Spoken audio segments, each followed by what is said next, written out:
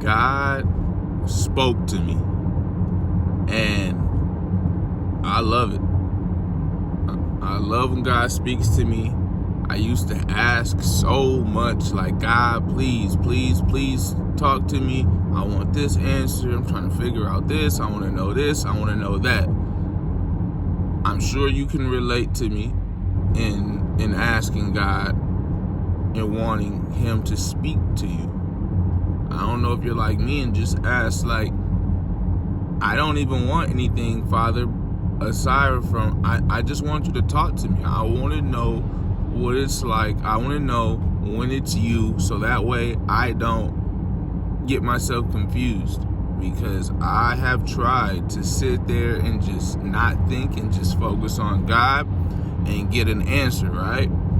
And if you can relate to this, I've done that. And as you sit there, sometimes you start to focus on, and try not to focus on anything.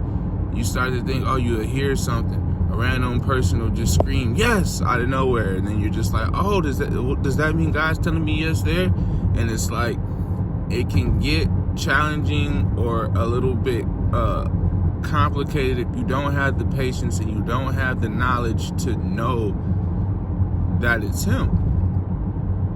And he tells you, you will know when it's him. And you do. And once the first time, obviously, you're in awe. Maybe in awe every time if you're like me. But the point is, once you get the reps, once you understand what it's like, what it feels like when he speaks to you, then I feel like you're able to differentiate better between when it's not him and it's just kind of you just focusing, honing in, trying to figure it out, listening, waiting on him to answer you. The prayer's already answered, but in the sense of, if you want him to verbally tell you something or give one of those signs that are just like, oh yeah, that was him. So, oh, but what happened to you?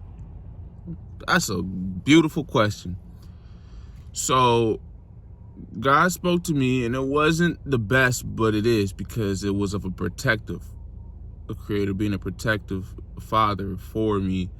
And I was told multiple times. So that's how I know that God definitely spoke to me, and I wasn't even expecting this one. Sometimes, don't let it scare you, but it could be scary.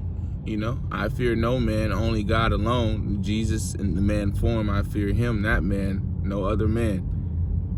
But he spoke to me, and it hit, because I know that it's applicable, and it's about driving. Multiple people had dreams about me, and I love them, especially for reaching out and letting me know that I gotta calm down in traffic. That they had a vivid dream of me.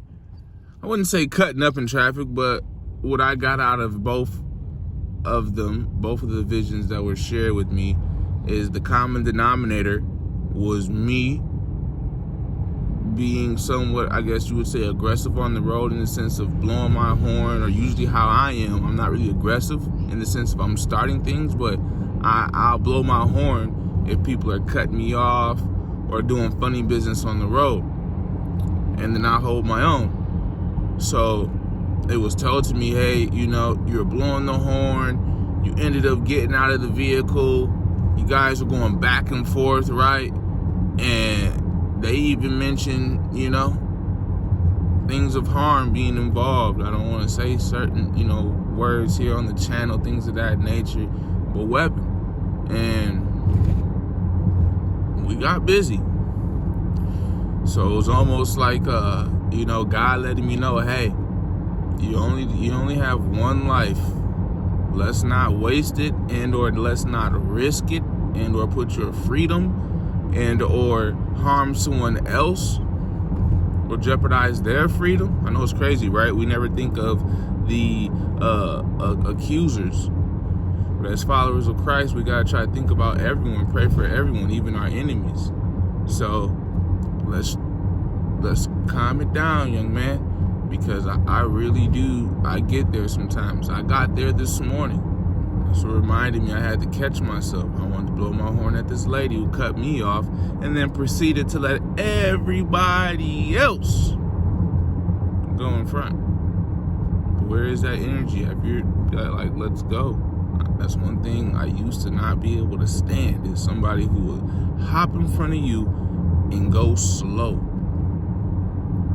If you can't keep up the pace or the speed that I'm at, then please just be out of my way, and or just wait for me to go and then you turn out into traffic. But that's neither here nor there. God did speak to me, and like I said, it was just out of the blue, so to speak.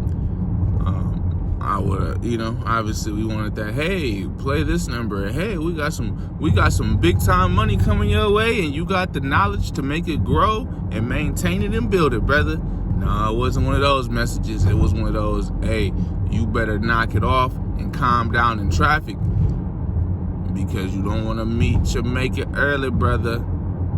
There's some crazy folks out here on the road. Some people just like myself, when I'm full of emotion or maybe frustration, anger, road rage, whatever you want to call it, you got your day going on. Some people let work affect them bad. They just got off of work, a bad day at work, and they're looking to take things out on whomever crosses their path, in the sense that, oh, this person cut me off or ticked me off. Now I'm going to take everything out on them. I'm upset. Me and my spouse aren't seeing eye to eye. Yada yada yada. Siblings fighting. Mom, dad, irritating. Whatever you want, or whatever it is that's setting you off. You're like a ticking time bomb. And then boom, once it's triggered, it's triggered. And you're not the only one. I'm not the only one. Like I always tell people, oh yeah, you're big and bad, until you meet somebody that's bigger and badder. And I'm usually used to being on the other end of it, being the bigger and badder one, just because, I may not be the biggest person, but usually, I'll be willing to take it further than the next man. And the same goes for myself. Just because I'm always feeling that way, it could be somebody else, another young buck that's willing to take it even further. So now I've gotten to the point to where I cherish my freedom. Some people are out there, they may say that they don't cherish their freedom. I know that they do, but I'll put it to you like this. There are levels to it. I cherish my freedom far more, maybe, than the next man. We're amongst people who've done sentences the way that our beautiful law and judicial system is set up and all that good stuff. You can get out. I've seen people beat murder charges. Some people, do anywhere from anywhere from 1 to 10 years. And now you back out. So it's like, no, they don't want to go back. But hey, they've been there. They've done that, right? Been there, done that. They're not too, they know the ropes a little bit. It's not the best case scenario, but it's not the worst one, because they already know. They got them going everywhere. What they doing? He going this way, they going that way. But the point is, some people aren't too worried about going and sitting down, doing some time. No, they don't want to, but I absolutely don't and won't. So I'm more strategic nowadays, whereas there could be somebody else who just doesn't care. They don't. And I've been there in life plenty of times, not happy to admit it, but you just never know where a person's at in that point in time in their life. And when things escalate, they can escalate quickly. And guys just reminding me of that, making sure that I keep a cool cucumber, right? Making sure I stay level-headed, making sure I'm not out here in traffic just acting crazy, because crazy can meet crazy, and then it's just craziness. I have a family. I have a life to live for. I have a purpose. I'm figuring out and learning my purpose each and every day. And I'm grateful because I thought that he cut me off, so to speak. God, it's been so long since he's spoken to me. And a lot of that is, I'm not sitting down every day looking or listening to him like I should, for him like I should. But let this message wake us all up and remind us that God is with us and we can do all things through Christ who strengthens us. Peace, and I love you, family.